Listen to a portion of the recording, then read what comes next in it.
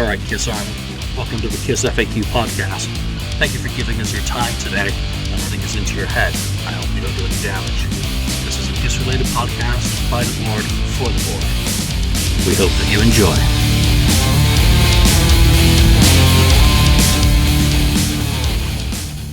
Positive thinking.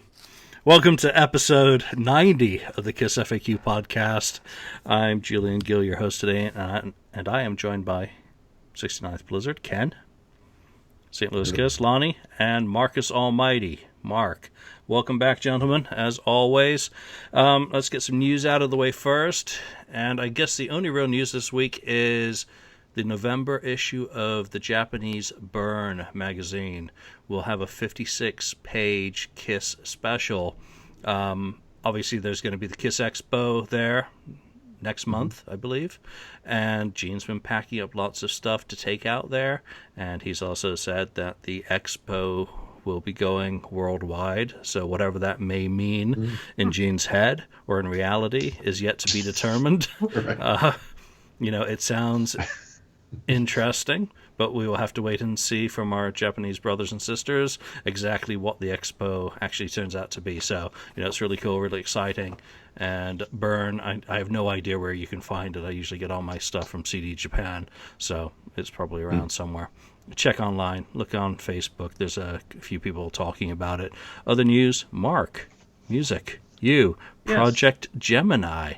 I've been lucky to hear a couple of samples, and I gotta say, good job, man. Really cool stuff.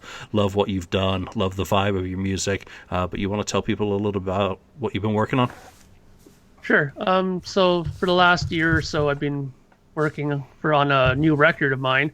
I ended up writing quite a lot of music, actually, almost 80 minutes worth, and decided that rather than making a 80-minute album, which I always frown upon, and I'm sure I've mentioned it on this podcast a few times about long records like that.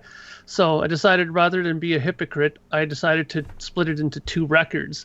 So it's going to be released as two separate albums.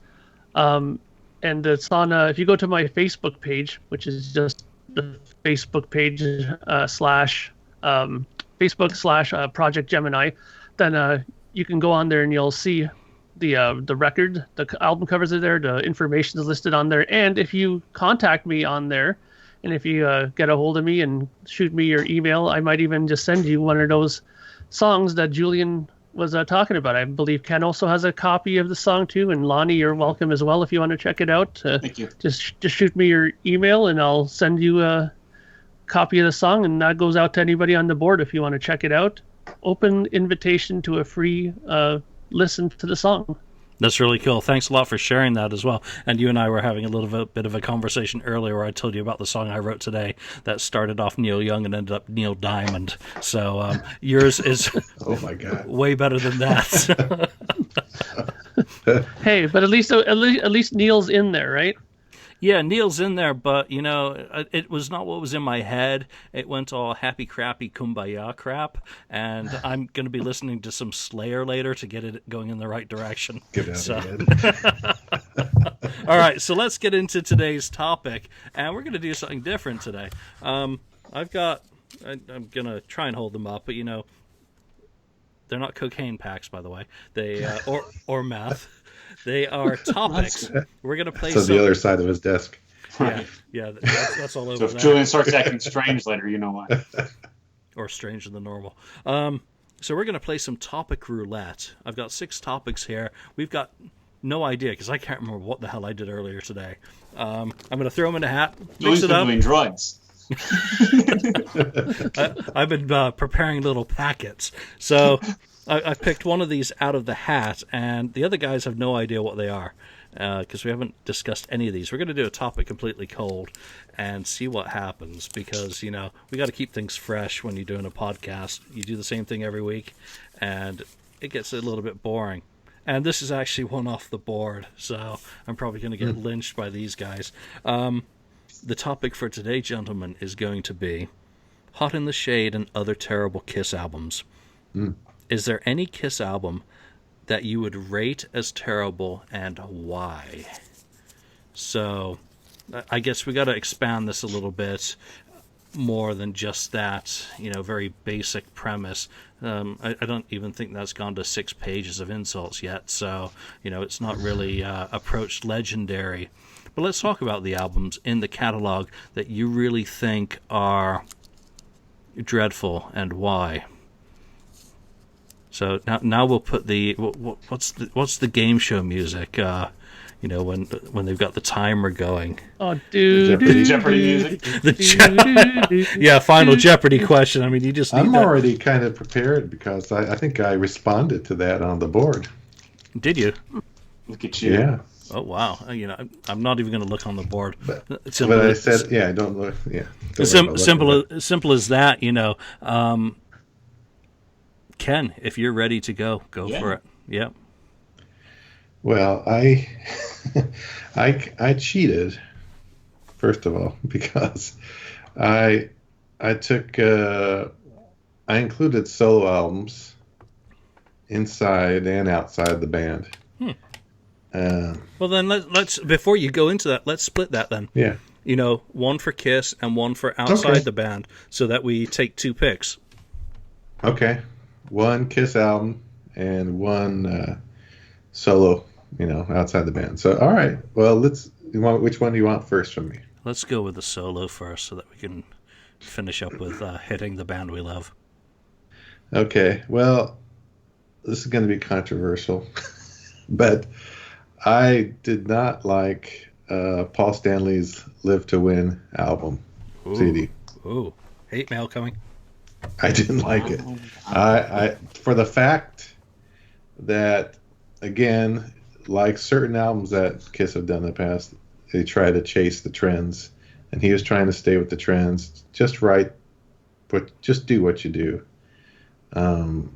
I know he's not going to be able to do an exact duplicate of his '78 solo album, but I wanted something, at least somewhere in that area. Even '80s Kiss would have been, fine. So what happened after that? All the way up to Psycho Circus, he was writing pretty good songs. Then it's like, wait a minute, this is not him. This is not, he's reaching for, trying to go for something else here, and I couldn't get into it. I just didn't like it. I may have listened to it twice. First time, I gave it a second chance, and I just really didn't. Maybe one song was okay for me. It's probably was the title track, but that one I do not like, and I will not play it. So is there no more than the one song really on there? I mean, I got to say that I didn't like the production qualities of the album. It just didn't, it sounded like Ron Nevison had touched it. Again, it was too clinical, too polished. It lacked the edge and kind of, the rawness. It was like over processed, overdriven. The guitars were utterly neutered. It lacked depth and separation between the instruments. It's like, was there a bass on there? It's so buried that it's very hard to tell. For me, I'm sure there are some people who are able to pick on those sorts of nuances much easier. But was it just the songs that let you down? And can you not rock out to Bulletproof? Yeah, I mean, I can barely remember them. Like I said, I listened to it a couple times, and then I just gave up on it real quick. I mean, I usually won't give up on music too easily, but that was just, it rubbed me the wrong way, totally. I got to agree. Yeah, I just couldn't get, I think it was the combination of everything, the production, the songwriting style on it, I think was the number one thing for me that I didn't care for. I mean, honestly, if I give you my one little point here, is that I got it too as a gift for my birthday way back when it came out. And while I was excited to get it, the one telling thing about it is exactly what you just said, Ken. Is like, I've listened to it maybe 3 times, but I couldn't for the life of me recall anything off of that record. It's just not memorable to me.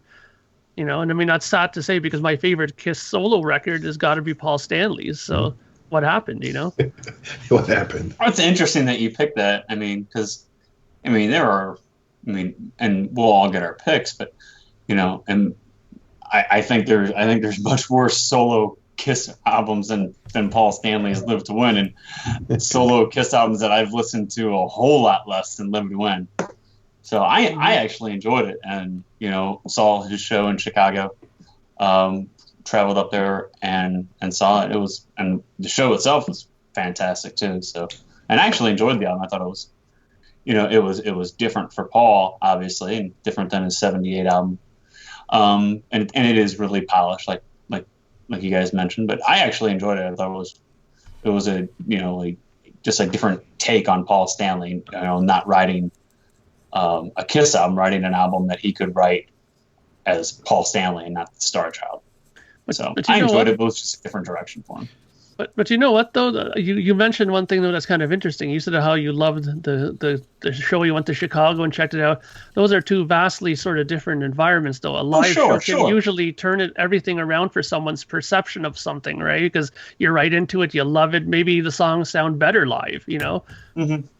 Well, yeah, and that was what I was going to say. That one live Kiss, the songs from the album that were on the live, video, live version and the live, they've got the edge because they've got a mix that's more conducive, really, that's more honest, less polished because it's in a live environment, so it's rougher around the edges. So I'll certainly agree on that level, as much as there are songs on there that I just think are total Paul Stanley gems in terms of both the songwriting, the execution, the performance. But again, it does come back to the production, which is just sadly lacking. So I'm not going to go quite to Ken's extreme and put it in as a basket case of an album, but it could certainly have been far better. Because I think there are others to choose from. Oh, there are plenty. There are plenty to choose from. So, Mark, let's go to you for your non-Kiss pick as something in the terrible category. Okay, well, I don't know if you'll get it from just what I'm going to show you, but this is definitely one of them. This is my pick.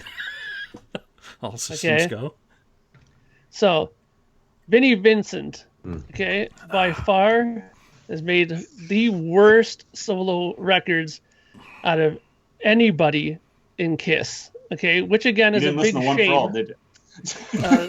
I've never got it. I never bought it. I never listened to it. Probably a good thing. That's why you're not saying it. I heard so many people say terrible things about it. I never even bothered because why? But Vinnie Vincent. I mean, I got the first record and the second one, and if there's one thing that always rubbed me the wrong way is that first record, because I was one of those people that really liked the stuff that Vinnie did when he was in Kiss. I thought that he's a great player, and they really had him under good control there. But as soon as he was left to his own devices, man, it was just unbelievable. Just those guitar solos were just terrible. Like I couldn't believe my ears, like what I was hearing, and I was thinking to myself, this guy went from great to garbage, like just like that. Like it was just terrible. Like, and the other thing that really rubbed me the wrong way as well was there was an article that Bobby Rock did, the drummer there, where he wrote in great detail about the sessions for that record and how it was a complete utter nightmare making that record with Vinnie. How they first got these great drum sounds, and they put him in this really odd kind of hall, and they recorded it, and it sounded awesome. And then he kept getting all these phone calls from Vinnie. I don't know. I just suddenly I don't like the way it sounds. You have to come back and redo the drums, and you have to follow this click and all this. And they just totally dissected his drumming to the point of where he said he actually got sick and nauseous just thinking of going back to the studio with working with this guy. It was just incredible, like how he picked it apart. And then it was his manager who came back and said, "What the hell is this? It sounds like crap. What happened to the original drums?" And that was the only reason why it went back to the way it was before, right? So it's just those kind of stories on top of it just made me really despise that album even more. I mean, just besides the fact that I just didn't like it to begin with, it's just being a person who's worked in studios myself and have done stuff with various people, I kind of understand that feeling of just wanting it to be over and getting the hell out of there. And could you imagine working with Vinnie on that record? It just must have been a complete, utter nightmare, you know? And I just don't think that the record is good. I mean, Ace's records were much better solo. I mean, at least he kept true to himself, and you knew what you were getting with Ace when you got his albums. But Vinnie, I mean, it just sounded like a bumblebee got loose in the studio when those guitar solos came, and it was just, it's just crap. To me, there's very few records that are worse than that, in my opinion. So that's definitely my pick for the worst solo record. Yeah, Bobby's description of working in the studio is legendary. I think he had said something to the effect of he was asked to basically imitate a drum machine that Vinnie had programmed, which is not a percussionist's way of actually working. And then they wanted him to double track, and then it still wasn't perfect enough for Vinnie. So absolute nightmare. However, I totally disagree with you, but there we go. Lonnie, let's move on to yours. Well, I think I gave it away a minute ago what I was gonna pick, and that's you're gonna cop out and go for the easy target. I'm going for the easy target, and it's One for All. I mean, if you're gonna go with the worst solo Kiss record, it's One for All. There's no way around it, in my opinion. I mean, Ken, you talked about how you could only sit through Live to Win. You gave it a listen once, and you went back and okay, I'll give it another shot. I don't know if I've ever made it through One for All. And when I bought it, I was just like, oh my gosh, well, this is terrible. Well, and then you click to the next song. Well, it's got to get better. Well, no, it doesn't get better. It actually gets a little worse as you go. And it's unbelievable how, in my opinion, just how bad it is. And it hurts me to say that because you read Peter's autobiography. He talks about how crushed he was when the public's reaction to that album was so horrible. And he talks about how he just poured his heart and soul into the record and really thought he had something. Like, who's telling you that you really have something here? Because it's unlistenable. It really is just unlistenable. You know who did? Go ahead. Oh, sorry. Go ahead. No, I mean, and we did early on the podcast. We did a show all about Peter Criss, and we went through Peter's career chronologically, through days before Kiss, during Kiss, and after Kiss. And in preparation for that show, I was thinking, well, maybe obviously we're going to touch on One for All. Let me try to listen to it on my way to work one morning. Oh my God, I just couldn't do it. It's just terrible. And I know that, Ken, you don't like Live to Win, and I know, Mark, you're not a fan of Vinnie Vincent. But don't sit there and tell me that those albums are worse than this. You can't do it. You can't look me in the eye and say, "Oh no, these are worse than that," because it's unlistenable. Well, I'll tell you what. Like I said, I've never heard that record. I mean, totally honest, I've never heard it before. But I'm gonna say this. At least with Peter, I was already kind of prepared for something bad. Kind of expecting that. Right? Yeah, because all this that's other like stuff was... That's like having a D student and saying, "Well, I knew he was going to bring home a bad grade anyway." So it was a low bar for Peter. That's it. I mean, no, but that's exactly it. I was expecting a D-, and I got, if he came home with an E, then I wouldn't be too surprised, But with Vinnie, I can't ground you because I didn't set the bar real high for you, so you're not grounded. and you were asking also about who gave him the idea, but I just recently they had Mark Montague on the Three Sides, and he was the one who was there doing it with him, and he said that it was Gigi that was in his ear telling him how great he's going to be the next Rod Stewart and this and that, and that was the person who was feeding it to him, and that he was saying that it was a bad idea from the get-go not to make that record. Yeah. Yeah, that's a real tough one. And I mean, I remember the episode that we did on Peter's solo material, and it's hard to get past the title track and the lead-off song on the CD. which has out of key singing and all of kind of the stuff that is bad about the album on your first track, which is your first impression of the album. Yet I do find stuff like What a Difference a Day Makes kind of endearing, because you know the stories behind some of these songs. I do think Send in the Clowns is brilliant. You know, it may not be perfectly executed, but it's just... Got my attention. You get it, the theme. It's just one of those kind of things. You know, faces in the crowd, you kind of get it, what he's trying to do. You know, maybe it's like one of those... you know, things with special kids that it's, you know, A for effort, D for execution. It's probably over thought out. Or revert, you know. Yeah, you know, there should have been someone in there saying, Peter, we need to do another take of this, this vocal track. Okay, we need to do another take of this vocal track. We need to do another.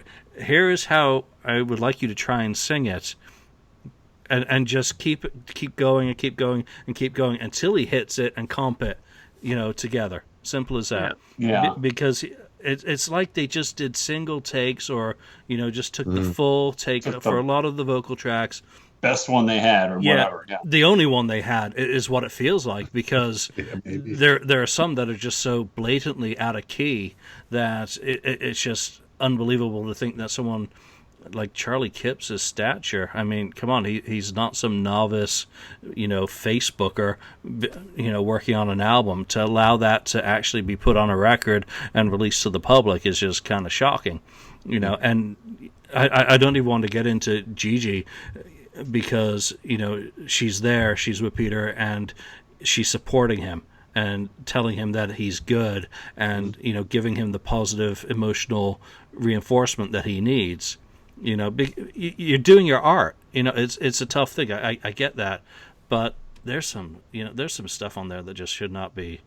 It's like it shouldn't be released anywhere. It's like the shit. Yeah, It's like the shit I deleted earlier today. Simple as that. It's just, you know, just Julian, don't be so hard on yourself. Just edit it out. Just edit it out. You know, don't be so hard on yourself, Julian.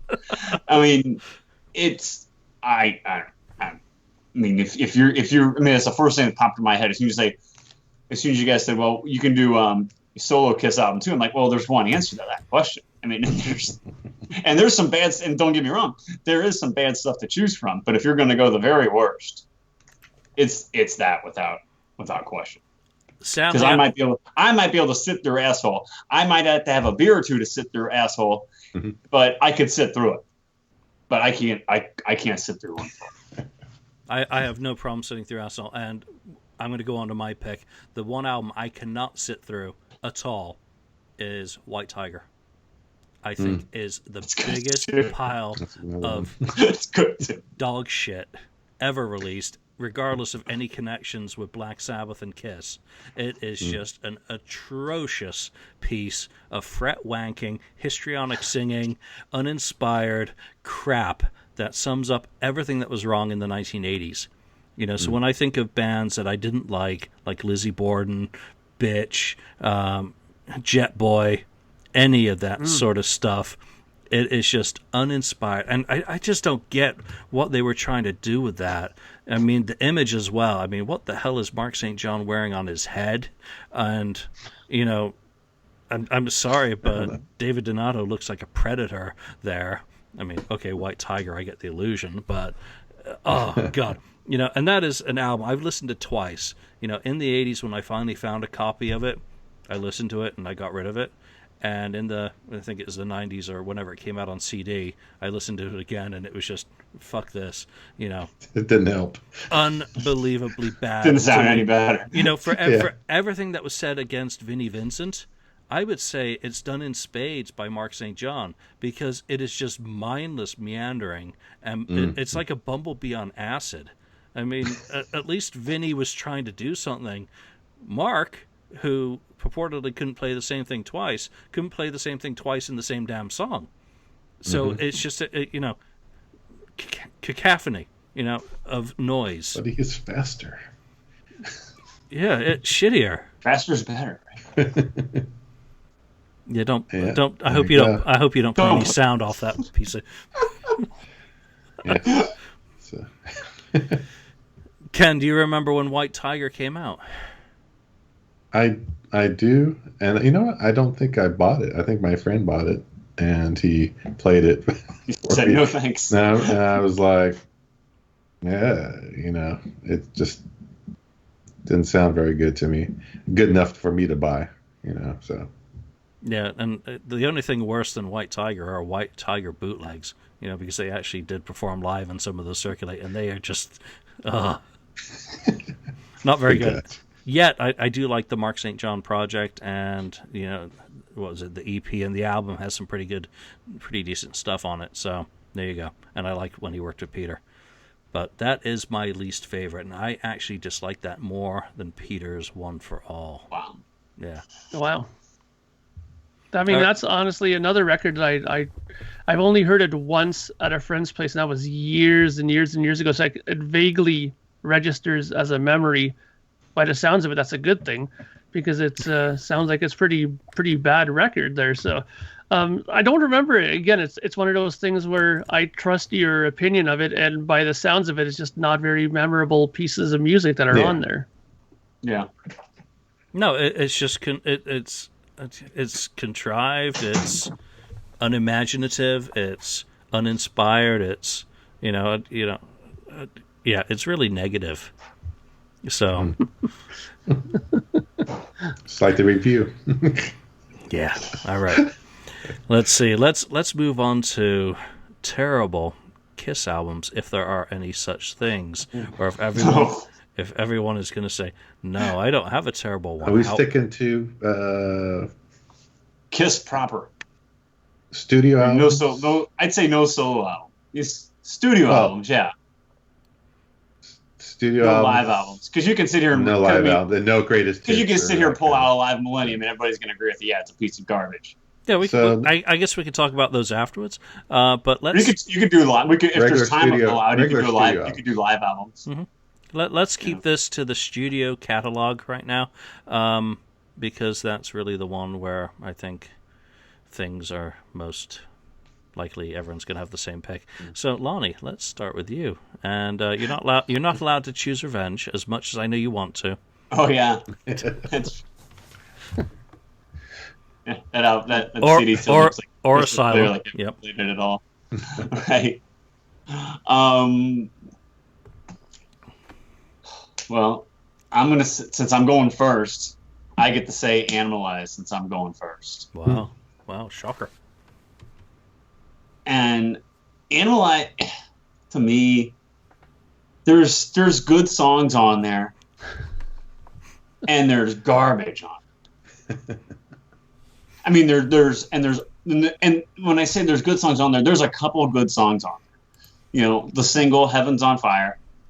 Great. It really represents Kiss in the 80s. It's a fantastic, time capsule of the 80s and what Kiss was trying to do in the 80s. Paul Stanley sounds great. It's heavy. It has a great chorus. It's really catchy. It's a great song. And I've had enough Into the Fire. I really like that song as well. And after that, it starts to go downhill. And it goes downhill quickly with the third song, Burn, Bitch, Burn.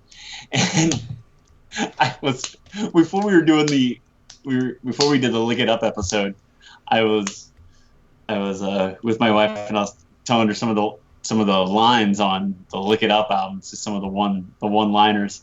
And she goes, "Oh, that's horrible." I go, "Oh no, that's not the worst line on a Kiss album." It's like later, Burn, Bitch, Burn. I go, "This is the worst line in any Kiss album." And she goes, "That's just..." she goes, "I have no words for that. That is so ridiculous." I'm like, "Well, yeah, and it's Gene, it's one-liners, and it's Gene just mailing it in." And that's the biggest thing missing from this album is a committed Gene Simmons. But you still give him a co-producer credit on it, which is garbage also. So, I'm sorry about that. the hell are you doing? So, that was the sound of a log in a fireplace. Right. So, I mean, it's not only is it the album that I probably play the least, it's also like the album, if I do like a mix on my iTunes or something, of Kiss songs. It's the album that probably has the least amount of selections on it for just a mixture of Kiss songs while I'm working around the house or doing whatever. And that's the big and that's the biggest thing it's missing. It's missing Gene Simmons. It's not a Kiss album, in my opinion, unless you have, well, it is a Kiss album, but the best Kiss albums have strong commitment from both Gene Simmons and Paul Stanley. And in my opinion, if that's not present on a Kiss album, well, the album really suffers. And I think most of the albums that we're gonna pick here are gonna be the albums where there's not a strong commitment from the two main parties. What the hell is so damn fun? Nothing's funny. Nothing's funny. That's probably a good pick, I think. The top selling studio album of the 1980s. Yeah, I did pick it. It is a top selling studio album in the 1980s. But that's more a knock on effect of Vinnie Vincent than Animalize itself. It was a success because of Lick It Up, as far as I'm concerned. But it's Hotels Look and a good single and a good single and a video that got a lot of airplay on MTV at the time. Yep. Okay, well, I got to say that one song in particular is pretty far down the Kiss catalog for my personal taste as well, but I think Paul Stanley really saves that album, and, Gene's got, one good song on there, so I couldn't agree with you totally, but I certainly see where you're coming from. Mark, let's go to your pick of terribleness. Okay, well, I'm going to preface my pick by saying that if you people have been watching these past episodes, I think you might know what's going to come next. Knew it. Oh my God. Knew it. I'm hanging out. Okay. It's a holy water. Now, and I'm going to say again... God, I hate Detroit Rock City. I'm going to say again why I feel that way. Because, to me, as good as an album as it is, to me it's not really a Kiss record. I mean, all the records that I listen to that I love from Kiss, whether it's the first record or Rock and Roll Over or, even Love Gun, Asylum, all those records to me sound like Kiss records to me. As soon as Bob Ezrin gets involved with these guys, bad things happen. All the time, it seems, Oh, no. I mean, whether it's Revenge or The Elder, you gotta turn in your Canadian card for going off on Ezrin. Hey, and like I said in that past episode that we did, I told him that I didn't think that some of these records were so hot, Finger in his chest and really put him in his place. Well, I respect him enough that I would never do that, but I would never do that, But it's to me, like I said, they're good songs on there. To me, I'm almost thinking of it like how Paul Stanley talks about The Elder. It's a great album, but it's not a Kiss album, and like from right off the top, they put Detroit Rock City on, but before we get to it, we have to put up with a minute of that, somebody washing their damn dishes and humming along to a song, and then going into their car. It's like, come on, man! Like, when's this song starting here? I understand that they're trying to make a concept out of this, but the concept isn't to put you to sleep, is it? I mean, I want to get to the music here, right? And okay, Mark, it's called connective tissue. It kind of holds everything together. Rush and then they go into the damn King of the Nighttime World. I can't stand that song. Rush has done that a little bit, right? Yeah, okay, but I'm saying though, they keep my attention though. That doesn't keep my attention. And King of the Nighttime World, that's actually my favorite song off of that album. It kicks ass. It's got some tempo to it. It's got some real fire to it. It's got some it's decent lead guitar playing and stuff like that. And I don't mind that song. But God of Thunder, it's pretty plodding on that album. And I'm gonna say this too, that the songs that are on this record, I think, are 100-fold better live than they are on the studio record. I like a lot of those songs in a live circumstance. But since we're talking about like studio albums, I don't like the material as much on here. I mean, whether it's the piano that Ezrin thought was such a brilliant idea to put in behind guitar chords like that, which I think are a total, you know, they're just things in this album that just don't connect with me. That the blatant reverb that he put on Peter's drums that just sound like it's in a, you know, on a hallway or in an elevator somewhere. There's just certain things about it I just don't like. He turned the sound too creamy. You know, it doesn't have as much balls or hair to the sound anymore. It's too smooth. It's just, you know, this is not Alice Cooper, man. Come on, this is supposed to be Kiss. You know, this is, you know, I just, like I said, I love Kiss. I have all the records just like we all do, with so many different variations, blah blah blah blah, and I even have lots of ones of Destroyer. But for some reason, this record, the longer I've had it and owned it and listened to it, the less and less it's connecting with me, you know, and that's just an honest opinion of mine. And I've given you my reasons why I think it's a total Pepe Le Pew album, and I would pass on it anytime I have a chance. I mean, if Detroit Rock City comes up on Alive 2, I'll listen to it. But if it comes off the Destroyer record, skip. I just have no response for anything you've just said.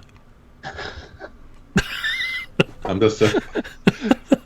I was surprised. That's the you know when you've said that before, and you know everything is subjective, so there is no right answer, there is no wrong answer. Sure. You know, we all have things that resonate with us. I mean, when you look back to some of the reviews in early '76, you know, right after Destroyer comes out, and all the people who had hopped on board with Alive are suddenly, holy shit, what is this? And I mean, the band's freaking out, and Aucoin's freaking out. It's like, what the fuck have we done? You know, Jack Douglas, come and save us, remix this shit. What the hell did Bob Ezrin do to us? You know, he you know, it's like Alice in Wonderland, and Kiss jumped down the rabbit hole, and it's, I get it. You know, when you compare it to those, and then you go into Rock and Roll Over, which is the absolute opposite possible from Destroyer. So I understand it, but I don't understand it, if you get what I mean. I got you. Yeah. All right, so I'm going to go with mine before I let Ken have the final word, and it's not so that I can make sure I get my pick, because there are 3 albums I could easily choose from to be what I consider a terrible Kiss album. And my pick is Crazy Nights. Yeah. I knew you were going to say that because you're talking about the other day. Yeah, and again, it goes back to my history of, again, being a new fan with Asylum, and you've got basically a ballsy rock and roll album with that. Whether or not you like the image, whether you like the music, it was still, you know, rough and tumble rock and roll. And then you get this polished nugget of shit that is still on the inside a piece of shit. It's got songs that are good when they're not polished, but you've completely taken everything out of them by turning them into Kiss Light, by going for what really wasn't the Kiss sound. Everything that Ron Nevison was good at, that he did very well with Ozzy. You know, Ultimate Sin is one of my all-time favorite albums. I absolutely love that. What he did with Heart, unbelievable. Totally suited the band. Totally suited, you know, Ozzy. You know, Ultimate Sin, I think, is his top-selling 80s album. I'll have to, you know, fact-check that, but I think it has sold more than Diary and, you know, Blizzard. So go figure on that. You know, metrics don't mean shit in terms of taste, but Crazy Nights, I find the songs parodies of Kiss. When you have a song like Bang Bang You is down at the very bottom. I think it's, if Read My Body is at the very bottom of the worst Kiss songs, then Bang Bang You's one position above that for me. Just utter shit. You know, Shoot You Down With My Love Gun Baby. Oh, really? And how many people did it take to write that song? It's like some piece of modern fucking rap. And how long did it take to? Yeah, how long? You know, for everything that they had said, you know, they wanted to take time off from Asylum to get the songs right, to wait for Nevison to be available, to really make an album like Hysteria or Slippery When Wet or Pyromania, where every single song could really be a single and be a hit, and to come up with an album that's really full of nothing. I think probably the best song on there for me is Turn on the Night, or maybe even Thief in the Night. Those two are a reason to live. But the rest of it is just over-polished crap, and it's really condescending rock. It's contrived, it's imitation, and it just falls on its face. And then you listen to the demos, and you're like, holy shit, this is actually pretty good. So it's all down to the sonics, just like was the case with, Ken, was it you who picked Live to Win? Mm-hmm. Yes. Exactly the same situation, and you'll notice that Paul Stanley's the leading figure in both of those. Polish the soul off the songs. So, I've said it before, if they do a deluxe edition where they do the demos and everyone else gets to hear them, you'll see that the songs have character until Nevison, does what he's asked to do. So, Ken. That's what they wanted, though. Yep, that's what they wanted. Okay, here it is. I was going to also choose Crazy Nights. Well, then you can have Hot in the Shade or Carnival of Souls. So I will go. So, since you chose Crazy Nights, I'm going to go. But I agree with you about that one. First of all, I just want to say that is Kiss being neutered on that album, and Paul Stanley singing too high, and Gene Simmons losing the demon voice. He's singing songs that should be maybe on a solo album of his instead of a Kiss album. His songs weren't bad. It's not him. It's not the demon. So anyway, yeah, I agree with you. Everything about Crazy Nights. The songs aren't bad. Again, it's the execution. It's execution and the finishing. There are some good songs in terms of their structure, their lyrics, their content, the music. I mean, Bruce's guitars sound fucking awful. Yeah. What That's guitars? True. I mean, ugh.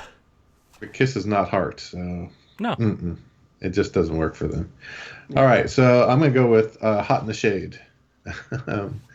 There's, again, that one. Well, you mentioned Read My Body.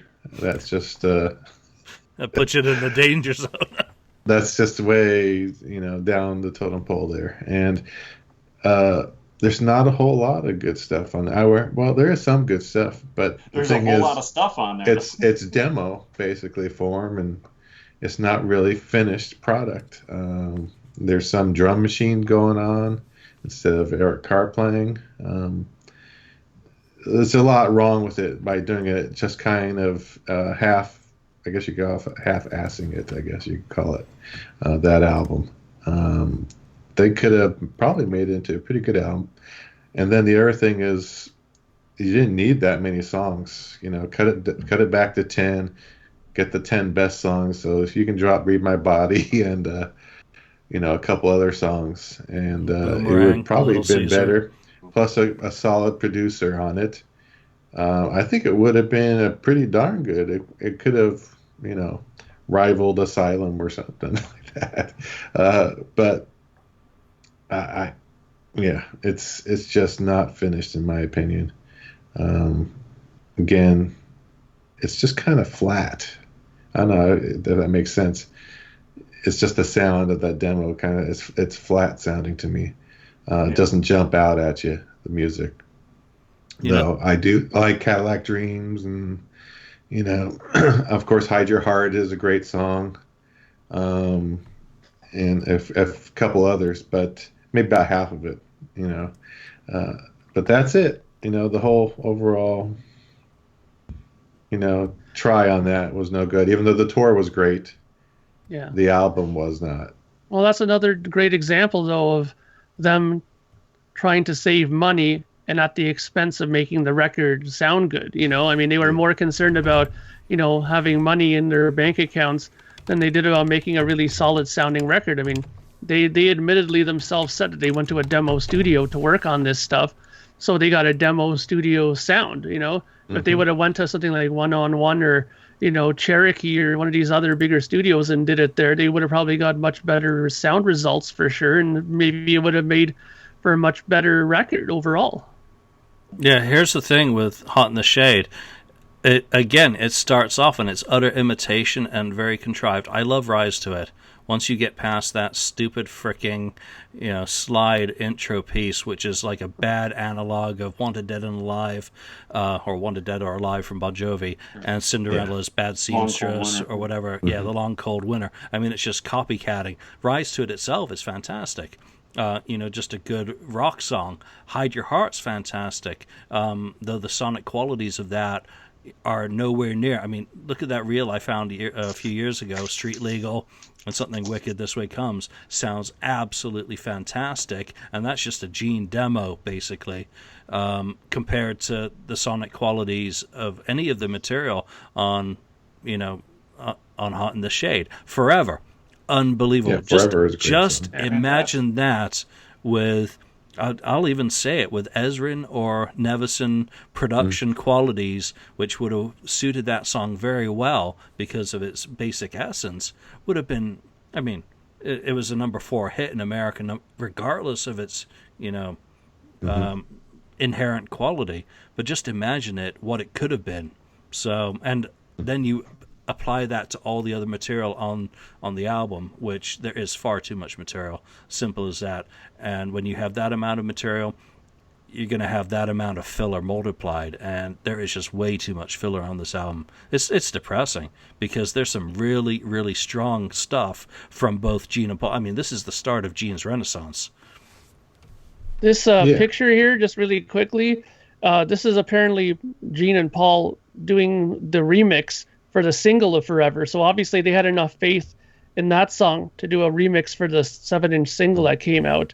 And that's apparently the picture at the studio when they were doing it at that point. So obviously they took some of the material seriously enough to go back and do a proper remix. I don't have that version on 7-inch, so I couldn't tell you how drastically different it is from the record version, but obviously they made an attempt at that, right? There's better separation, again, being the key thing, that you can feel the nuances in the song. That's what I get out of it. But it's more obvious than, say, when you listen to the full guitar power mix of Rise to It, which is basically the same damn song. Yeah. So which one of these albums that we've picked? We've got Crazy Nights, Hot in the Shade, Destroyer, and what was it? And Animalize. Which one of these would we say, or could we say, is absolutely the most terrible of all of them? Destroyer. No chance. No. You're not going to get a majority on that one. I was going to do Crazy Nights.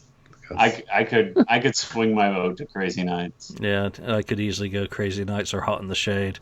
I think I'd got to, Hot in the Shade has Forever and Hide Your Heart and Rise to It, and Crazy Nights has Reason to Live, which means that I think Crazy Nights. And it has Good Girl Gone Bad and No, No, No and Bang Bang You and a whole lot of other crap. Yeah. Turn on the Night is pretty good. Yeah, but I mean, comparatively speaking, I would have to say that Crazy Nights is worse than Hot in the Shade. You know what, though? There's only one thing that could have made Crazy Nights even worse, though, is if Bob Ezrin. Bob Ezrin died. Yeah. That's America. Mark, you're killing me. No. Is there any consensus here? Crazy Nights? Yeah, I would say that. Are we going to beg to differ? No, I would say that out of those, excluding mine, because I know mine's a very controversial pick, but I'd say I agree. You're in for it this week. I know, I've already got the tomato shield ready, so. And just remember, everyone listening, an opinion is only an opinion. It is not truth or fact. Exactly. So let's go to the Extra Kiss albums. We had One for All, White Tiger. Vinnie Vincent. Which one? Invasion or the first one? Yeah. The first one. And what was the other pick? All for One. Live to Win. Live to Win. Yeah. Live to Win. Yeah. Does any one of those take the cake? And I'm gonna go One for All. I'll go one for all. Also, Even though I've never heard it, I'll agree because it sounds like it's a horrendous album. It's like an Do yourself a enema favor, only go for your listen to it ears. But the thing about that I find kind of odd though is that whenever you see these people now online with these, selling and trading records, for some reason, the odd time that I see somebody who has All for One, it's something like $300 they're selling it for. Like, really? If it's that bad, why are they selling it like, maybe because it's so rare, they didn't sell it's a anything. collector thing. It's rare. Yeah. They actually melted down all the excess stock. So don't hurt anybody else's eardrums. Just get rid of this. It's self-combusted. All right, so let's talk about live albums. We're a few minutes short of our usual time, so let's go to that category that we kind of mentioned earlier. Of the Kiss catalog live albums, is there any one that you would consider terrible and atrocious to the ears? And I'm going to go first so that I can just get the pick out of the way. Kiss Symphony. Pile of poo. I just think it does not work. I find the orchestral arrangements to be juvenile. I compare it with great bands that have done orchestral marriages of their music, such as Deep Purple. Metallica's shit, but I'm sorry. S&M is fucking awful, but I really think that Kiss missed the point completely. It was pedestrian. It wasn't adventurous, with the exception of Great Expectations, which was really, that and Beth, getting to see them with an orchestra live was really cool. And Mark has to hate it too because there's so many Destroyer songs on it. No, Hey, but he said live. Looking better live. Yeah, he had his out. He was well set up. So I don't like Symphony at all. I would rather listen to Millennium before I listen to Symphony any day of the week. So that's mine. Shoot me. And I won't even talk about the video. I'll have a seizure. Ken, how about you? I'm going to go with Kiss Alive 3. Wow. Because I just don't like the sound. Again, it's a production thing for me.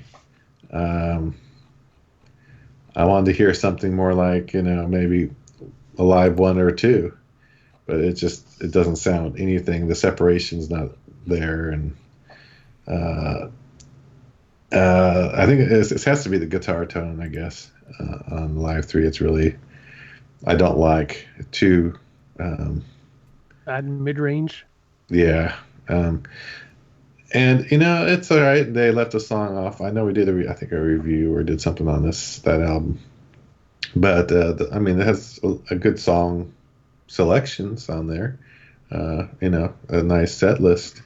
But I don't listen to it anymore. If I'm gonna pull out on a live, I'm gonna do a live 1 or 2, basically, or a bootleg for that matter. So Live 3 just doesn't work for me. Sound wise is the key thing, and it just sounds the same monotonous kind of crunch through the whole thing. It just doesn't grab me anymore. I think I might liked it. I think I liked it a lot when it first came out, but now I just have a hard time listening to that one. Yeah, there's any number of bootlegs from that tour that are of such good quality that I would say they're, perfectly acceptable replacements for that album. Not least that they've got, 22, 23 songs on them, so stuff that isn't on the actual album.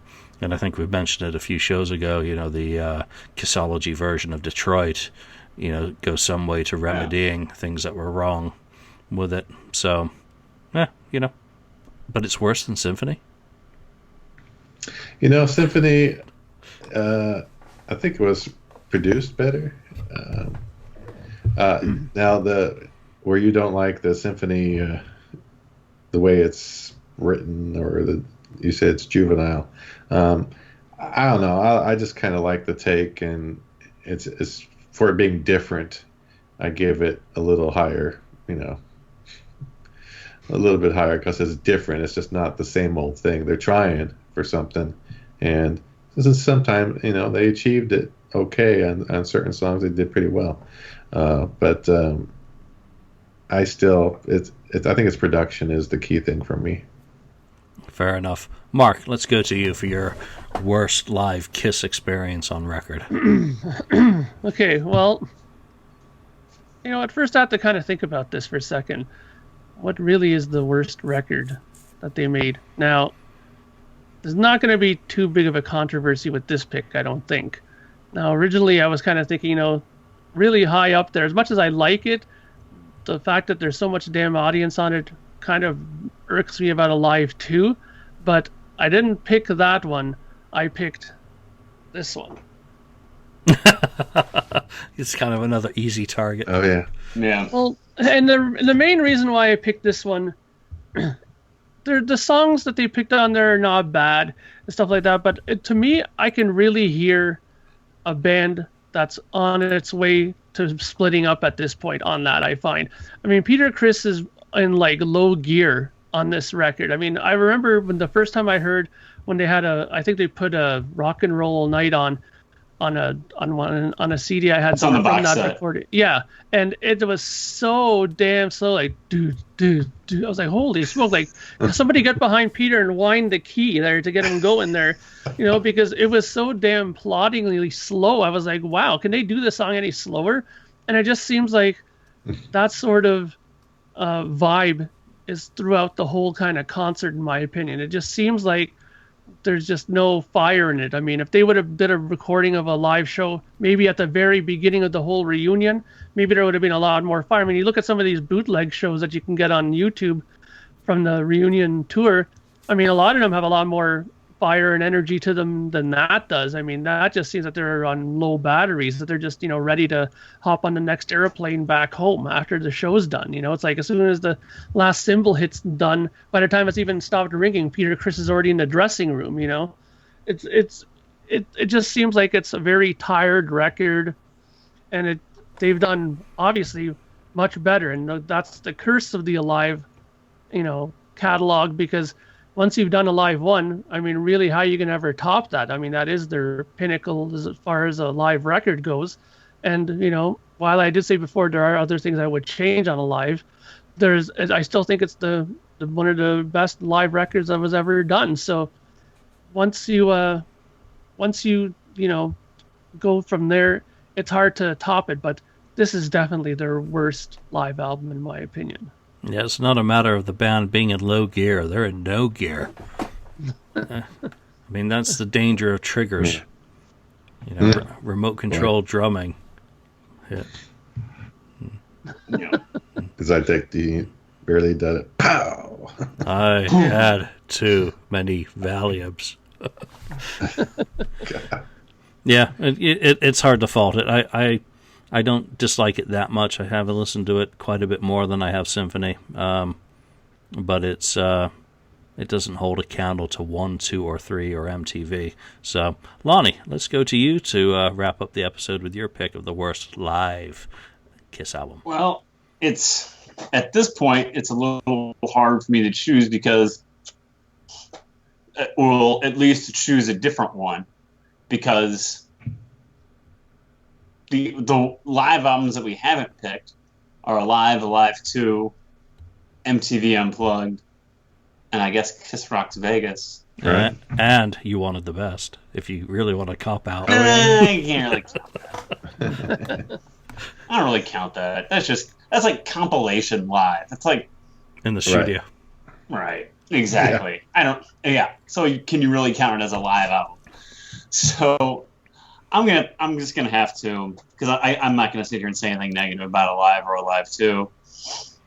So I'm gonna have to agree with Mark, because Millennium is totally atrocious, and you can when you listen to it, and I was excited when it came out in that box set. You know what I mean? I was like, oh, finally, because it was promoted. At least it was promoted at the first few months of the farewell tour. It was promoted that this is coming out, and then it was delayed for a month, and then it was delayed for another month, and then it was just gone.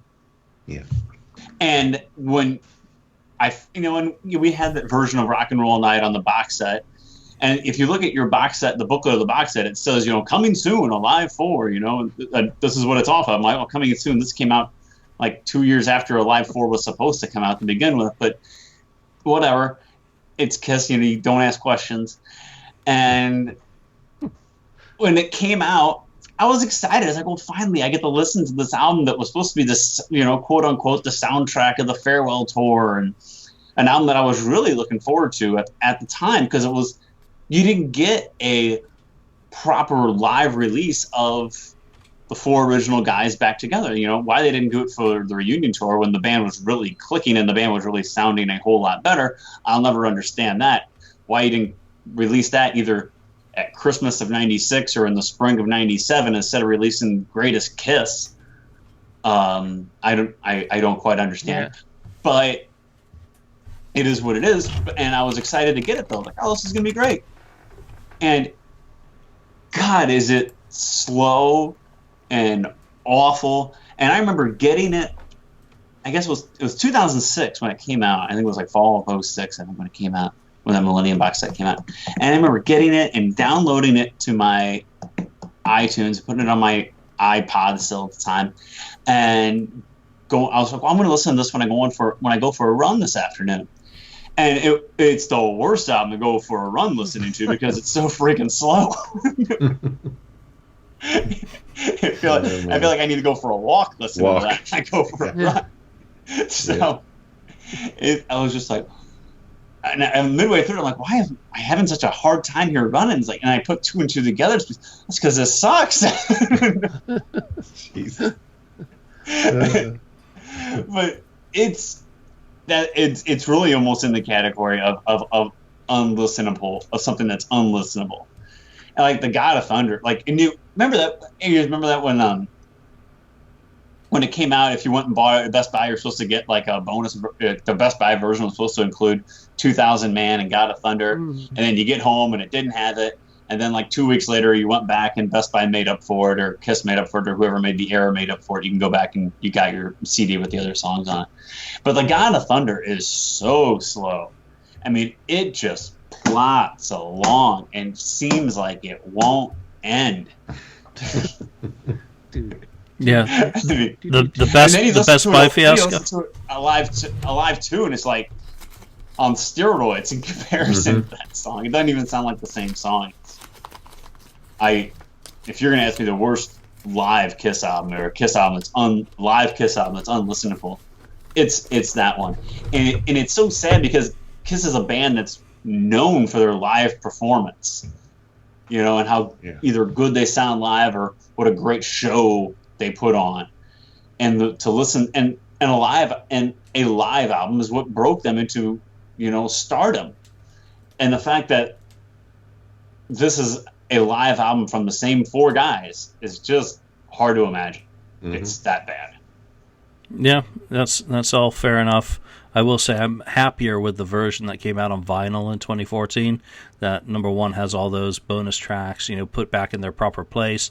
You speed it up 5%. It's a lot better as an album. There you go. That I was gonna, when I was trying to interrupt you, I was gonna say that that Best Buy fiasco. You'd go back in and someone had walked in and taken all the Best Buy bonus CDs, that they put out. I remember that happening. Oh yeah, we got them in. Oh, and then you'd be reading online. Yeah, I went in. They weren't even keeping track, so I took them all. Like, oh my God! I had to actually buy my replacement on eBay from someone who'd probably walked out from a stack. Yeah, that whole album leaves a bad taste, and you just know why it wasn't released in 2000 in conjunction with the farewell tour, because I guess you really didn't want to advertise that is what the band sounded like. This is what you're going to come see. Yeah, at that point. And I think the other point that you make, that why didn't they record? I mean, they had that 8-day stand at Detroit. The rehearsals. They did the Shout It Out Loud video. And recorded that. Why didn't they record a live album during those rehearsals and during the show? They would have had all the punch-ins that they needed. Why didn't they record it in L.A. at the 3-night stand that they had, or at Madison Square Garden? Apart from the union, issues, live at Madison Square Garden or something like that. from those 4 nights at Madison Square Garden, and took either taking a mixture of those 4 shows or going in typical Kiss fashion, clean it up a little bit. But you could have done something live at Madison Square Garden on the reunion tour, taken from the 4 nights. It would be awesome. Yeah. It's one of those things. I agree. There's a real missed opportunity when, especially now that you look back at some of the stuff that is circulating from that period, video-wise, soundboard-wise.